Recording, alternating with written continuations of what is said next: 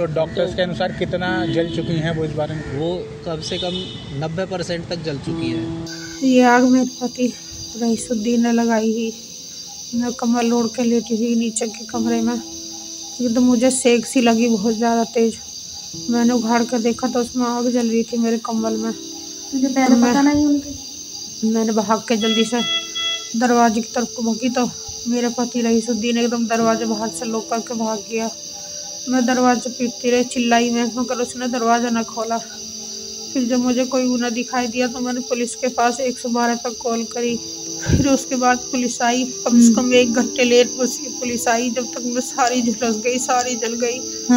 फिर पुलिस वालों ने ही दरवाज़ा खोला। इससे पहले भी कई बार मारपीट हुई है। अच्छा। और उसकी एप्लीकेशन तहरीर थाने में भी जमा कराई है। और हम उम्मीद करते हैं कि स्वाति वालीवाल जी से वो भी इसमें संज्ञान लें अपना। सलाम, नमस्ते, सत श्री अकाल। मैं हैदर अली और आप देख रहे हैं झलको दिल्ली। एक माँ बाप जब अपनी बेटी की शादी करते हैं या भाई अपनी बहन की शादी करता है तो यही उम्मीद जताई जाती है कि वो हमेशा अपने ससुराल में खुश रहे, हंसती रहे। लेकिन हमारे समाज में कुछ ऐसी भी घटनाएं हो जाती हैं जो पूरे समाज को कई सवाल खड़े करने के लिए मजबूर कर देती है। मैं इस वक्त मौजूद हूं भजनपुरा थाने में, जहां गोंडा में रहने वाली एक इमराना नाम की महिला को उनके पति रईसुद्दीन ने एक कमरे में बंद करके जला दिया। ये इमराना के मायके वालों का ऐसा आरोप है। फिलहाल महिला जीटीबी अस्पताल में ज़िंदगी और मौत की लड़ाई लड़ रही हैं। मैं आया हूं उन्हीं के परिजनों के पास बात करने के आखिर क्या है पूरा मामला। हमारे साथ उनके भाई मौजूद हैं। आप मुस्तकीम नाम है इनका। सर, क्या है पूरी मामला, क्या वारदात हुई, इस बारे में बताइए। सर, मामला ये है कि जो हमारी बहन है उसको परेशानी तो पहले से ही थी, लेकिन वो बच्चों की खातिर कंप्रोमाइज़ करते हुए आ रही थी। और वो देखती थी कि कहीं ना कहीं मेरे बच्चे हैं, वो एक दिन मुझे संभालेंगे, मुझे समझेंगे, लेकिन उसका परिवार उसे समझता ही नहीं था। शादी को कितने साल हो गए? शादी 2010 में हुई थी, 13 साल हो गए। कितने बच्चे हैं? बच्चे 2 बच्चे हैं, एक लड़की है और एक लड़का। तो ये जो कलेश चल रहा था कि इससे पहले भी कोई अक्सर घर में कलेश हुआ या कुछ बात हुई हो? इससे पहले भी कई बार मारपीट हुई है। अच्छा। और उसकी एप्लीकेशन तहरीर थाने में भी जमा कराई है। आप इससे पहले शिकायत कर चुके हैं? कौन से थाने में? भजनपुरा थाने में पहले भी शिकायत कर चुके हैं। और इसकी FIR कॉपी भी जो MLC होती है वो भी हमने लगाई है, दिखाई है। और इसके साथ में अब तो बहुत ही ज़्यादा इंतहा हो गई, बिल्कुल जला दिया। तो ये इस बारे में आपको कब जानकारी मिली कि आपकी बहन इमराना ने दी या पुलिस ने दी कि जलने की? ये मेरे पास में ASI का फ़ोन आया था। अच्छा। कि सर आप इमराना को जानते हैं? तो पुलिस वाले उन्होंने मुझे बताया कि इमराना कौन लगती है। मैंने कहा सर मेरी सिस्टर है, मेरी बहन है वो। तो बताया कि आप हॉस्पिटल आ जाइए, ऐसे से वो जल गई हैं। आग लगने की धुआं की वजह से जो है मैं बेहोश हो गई। रो मत, सही सही बताओ। मेरे पास में उधर से कॉल भी आई थी, मगर मैं बेहोशी के कारण उठा नहीं पाई। अच्छा। फिर जब मुझे होश आया काफ़ी देर बाद, हाँ, तो मैंने कॉल मिलाई तो मेरी कॉल नहीं लगी। मैंने कम से अच्छा। कम 15 कॉल लगाई, मेरी कॉल नहीं मिली नेटवर्क की वजह से। अच्छा, बंद हो रहा कमरा पूरा? चारों तरफ से? चारों तरफ से कोई विंडो नहीं थी उसमें।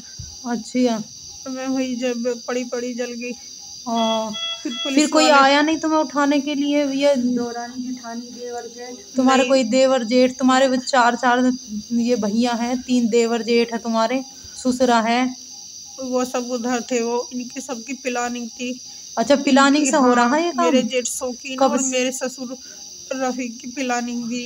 यो यूं कह रहे कि शौकीन की, जेठ की, बड़े की और रफीक की प्लानिंग से हुआ। हाँ, वो कह रहे कि मैंने 4-5 दिन पहले उन्हें बात करते हुए सुना है कि इसका जो ये बार बार हमें परेशान करे, हमें बदनाम कर रखा, इसे तो इसे कूकते ही काट दे, इसे मार पर को हम भटेरे निकाह करवा देंगे तेरे। अच्छा, और शादी करवा देंगे? हाँ, और वहाँ से हमें माल मिला, गाड़ी मिलेगी, छोड़ पर कोई सा। अच्छा, माल के भूखे। हाँ, और फिर मेरे पति रईसुद्दीन ने मुझे बंद करके भाग गया वहाँ से, ये बाहर से कुंडी लगा के। हाँ, और फिर उसके बाद में ये सारे के सारे वहीं थे दूसरी तरफ, छोटे देवर की तरफ। कोई सा भी निकल के नहीं आया। फिर उसके बाद पुलिस आई, कम से कम 1 घंटे लेट पुलिस आई। जब तक मैं सारी झुलस गई, सारी जल गई। फिर पुलिस वालों ने ही दरवाजा खोला। अच्छा, पुलिस वालों ने खोला दरवाजा? हाँ, पुलिस वालों ने फिर दरवाजा खोला। फिर अंदर आके देखा तो उन्होंने दरवाजा खोला। फिर मैं मुझे बाहर निकाल के लेके आए। रो मत, सही सही बताओ, साफ साफ बोलो, रो मत। फिर रईसुद्दीन जब भी इन्होंने गिरफ्तार कर लिया। अच्छा, तो झूठ बोला। अब बच्चे कहाँ हैं? मेरे बच्चे दोनों स्कूल गए थे, सुबह 7 बजे चले जाते हैं दोनों बच्चे। अच्छा, अब मैं काम करके ना मैं लेट रो गई मत थी। रो मत, नहीं बिल्कुल नहीं। मैंने कहा जब बच्चे आएंगे तो मैं 12 बजे खाना बना लूंगी, इतने लेट जाऊँ, काम तो हो गया। अच्छा, और फिर उसके बाद पुलिस वाले मुझे जगप्रवेश हॉस्पिटल में लेके गए। फिर वहाँ से जो है उन्होंने रेफर कर दिया मुझे जीटीबी अस्पताल के लिए। यहाँ लेके आए। फिर मेरे पति रईसुद्दीन, रो मत, फिर मुझे नहीं पता वो कहाँ गया छोड़ के मुझे। कोई आया भी। तो इसमें जो इमराना के ससुराल वाले हैं उनका क्या कहना है, क्या वारदात थी उनके अनुसार? वो उनका कोई कहना कुछ नहीं है, वो तो कह रहे हैं कि हमारी कोई गलती नहीं है, ये इमराना का इस तरीके से कोई हुआ है हादसा। लेकिन अगर इमराना इस तरीके से करती है, वो हमसे मिलने आए नहीं, ना कोई वहाँ हॉस्पिटल में गया, ना हमारे पास कोई किसी तरीके से पूछने आया। हम ही उसे दिखा रहे हैं, ट्रीटमेंट करा रहे हैं, उसका सारा कुछ। तो अस्पताल लेके पुलिस वाले लेके गए आप लोग? पुलिस वाले लेके गए हैं। तो डॉक्टर्स के अनुसार कितना जल चुकी हैं वो, इस बारे में? वो कम से कम 90% तक जल चुकी हैं। और डॉक्टर से भी हमारी बात हो रही है, लगातार हम पूछ रहे हैं कि सर क्या इम्प्रूवमेंट है, क्या कह सकते हैं। तो वो भी कह रहे हैं कि सर अभी कुछ नहीं कह सकते, हालत अभी सीरियस है। तो इसमें एक वीडियो भी जारी हुई थी, इसके अंदर इमराना खुद कह रही हैं कि जो वारदात हुई किसने करी, इस बारे में बताएं। वो वारदात रईसू ने की है। वो कम्बल ओढ़ के लेटी हुई थी और उसके ऊपर कोई ज्वलनशील पदार्थ इस तरीके से डाला गया, और जैसे ही आग लगी उन्हें सेक लगा, और जैसे ही वो उठी हैं देखा तो रईसू दरवाज़ा लगा रहा है, और उन्होंने दरवाजे की तरफ उलट की और बजाया वो, तो दरवाज़ा नॉक करके वो नीचे चले गए। सर आपका क्या रिश्ता है इमराना जी के साथ? फूफा हूँ लड़की का। पुलिस इस मामले में क्या कार्रवाई कर रही है अभी तक? क्या कार्रवाई? उचित कार्रवाई की है अभी तक, और हम उनकी कार्रवाई से संतुष्ट हैं। अभी हम यहाँ आए थे थाने में, हम देख रहे हैं कि उनको वो कोर्ट लेके पेश कर रहे हैं। आगे कार्रवाई पुलिस कर रही है। तो डॉक्टर्स के अनुसार अभी हालत क्या स्थिर बनी हुई है? मेरी बात नहीं हुई है, लेकिन जो पता लग रहा है उसके भाई से कि उसकी हालत स्थिर है। अभी कुछ भी नहीं कहा जाता उसके बारे में। और ये जो लड़का है, इसका पहला रिकॉर्ड भी क्रिमिनल रहा है। इसने इसकी ये सेकंड शादी है इसकी।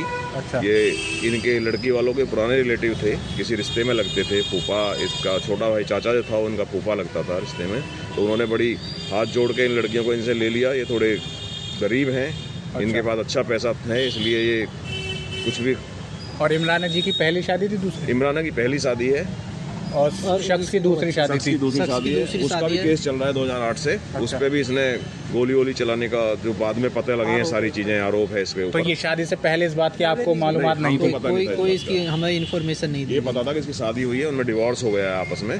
तो चलो हो जाता है, बहुत सारी बातें होती हैं, लेकिन ये पता नहीं था कि ये इतना लड़का क्रिमिनल है। तो गोंडा में है उनकी ससुराल इमराना जी। और आप इमराना का मायका नहीं, आप लोग कहाँ रहते हैं? हम अछेजा में रहते हैं, थाना बादलपुर, उत्तर प्रदेश। अच्छा, यूपी से आप आए हैं? अच्छा। हाँ, कैसे जान संवारने की पूरी कोशिश ही उसकी? हाँ, उसकी पूरी कोशिश ही जान से मारने की। बच्चे भी नहीं है। पहले भी कोशिश करी कभी मारने की? हाँ, मुझे 2 महीने पहले भी 21 नवंबर को मुझसे जानलेवा हमला करा, जिसमें मुझे सर में चोट आई काफी गहरी। हाँ, माथे पे हाथ में चोट आई थी। मैंने पहले भी उसके LMC हुई है तेरी? MLC। और फिर उसके बाद मैंने रिपोर्ट कराई, तो इन्होंने 2 दिन बंद करके 1 दिन बंद रहा, दूसरे दिन इन्होंने उसकी जमानत कर दी। अच्छा, पुलिस वालों की जेब गरम करके और निकल गए। हाँ, मेरी किसी ने कोई बात नहीं सुनी। अच्छा, इन्होंने कैसी भी किसी तरह का कोई रिस्पांस नहीं दिया पुलिस वालों ने भी। मैं अपनी रिसीविंग कॉपी लेने गई थी, वो भी नहीं थी थाने में। जिस आई के पास मेरा केस गया था, तो उन्होंने रिसीविंग देने से मना कर दिया। उन्होंने कहा कि तुम्हारी रेड लाइट थाने को उसमें सीलमपुर में जमा कर दी है, वहाँ से ले घुमाते रहे तुम्हें? घुमाते रहे, मैं 2-3 बार गुमराह करते रहे। हाँ, और मैंने फोन भी करा तो मेरे फोन नहीं उठा रहे थे वो। मेरी कार्रवाई नहीं हुई, कुछ कार्रवाई नहीं हुई। अच्छा, हाँ, अब ये अपनी चाल में आपका कामयाब हो गया। अगर पुलिस और 5 मिनट नहीं आती तो मैं जान से मर जाती। बिल्कुल ऐसा मत कहो, ठीक हो जाओगी तुम, घबराओ मत, बिल्कुल भी ठीक हो जाओगी। मेरा ससुर रफीक ये कहता है, अपने बेटे से भड़काता है, उसका भाई शौकीन भी, कि अगर या तो तुझे हिस्सा मिलेगा या अपनी बीवी को रख ले, दोनों में से एक चीज़ चुन ले, या तो बीवी चुन ले या हिस्सा चुन ले। मैं हिस्सा नहीं दूंगा जब तक तेरी ये छेजा वाली हमारे घर में रहेगी तेरी बीवी इमराना, ये हमें परेशान करती है। अच्छा। हमने इसकी पहली को भी बहन को भी छोड़ दिया तो हम इसे भी नहीं रखेंगे। वो ऐसा कहते टॉर्चर करते कि मैं तुझे बेदखल कर दूंगा अगर तू इस अपनी बीवी इमराना को नहीं तलाक देगा तो। अच्छा, उनके पीछे उनका हाथ है। अब तो तुम क्या चाहती हो उनके साथ क्या होना चाहिए ये बताओ तुम? इन तीनों के साथ क्या होना चाहिए? शौकीन के और रफीक के, सख्त कार्रवाई होनी चाहिए और जहाँ जितनी जल्दी हो इन्हें सजा भी मिले। इन्होंने मेरे बच्चे भी मुझसे दूर कर रखे, मेरे बच्चों का भी नहीं पता कहाँ है। चुप हो जाओ।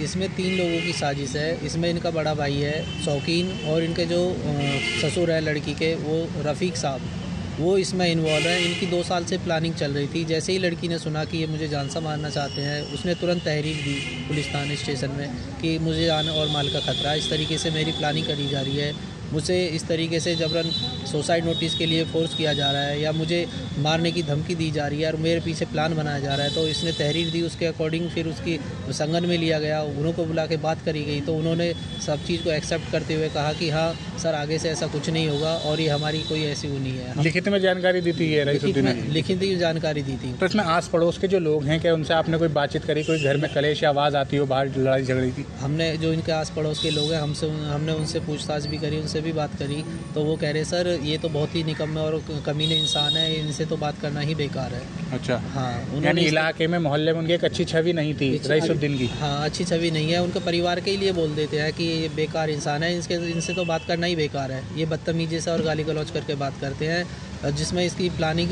के तहत ही ये काम हुआ है और जैसे ही इन्हें मौका मिला उन्होंने ये काम कर दिया। क्रिमिनल टाइप की है, शुरू से ही इसने इस तरीके की सिचुएशन बनाए रखी कि इस लड़की पर दबाव बनाए रखा।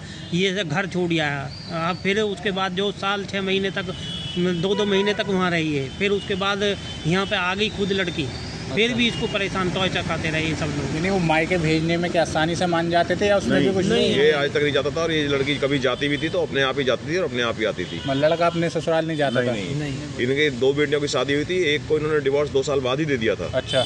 और ये दूसरी बेटी इन्होंने अपने प्रेशर में लेने के बाद में ये बोल वाले के ये लड़की तुम्हारी ऐसे गलत है, ये है, और इस पे हाथ रख लिया, ये सबको कह दिया ये तो सोना है और वो रांग है।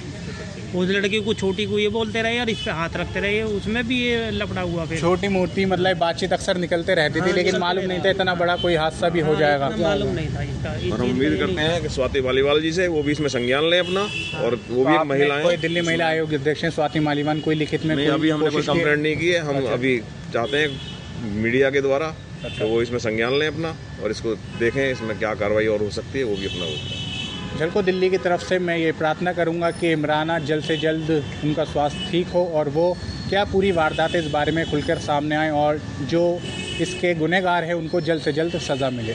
कई सवाल खड़े उठते हैं कि आखिर क्या परिस्थितियां ये पैदा हुई जो इतना बड़ा कदम उठाने पर मजबूर हो गए। अब इमराना के ससुराल वालों का कहना है हमें नहीं मालूम जो भी हुआ, लेकिन अगर पुलिस घर में आकर इमराना को जलती हालत में बचा सकती थी तो उनके घर वाले ये क्यों नहीं कर सके।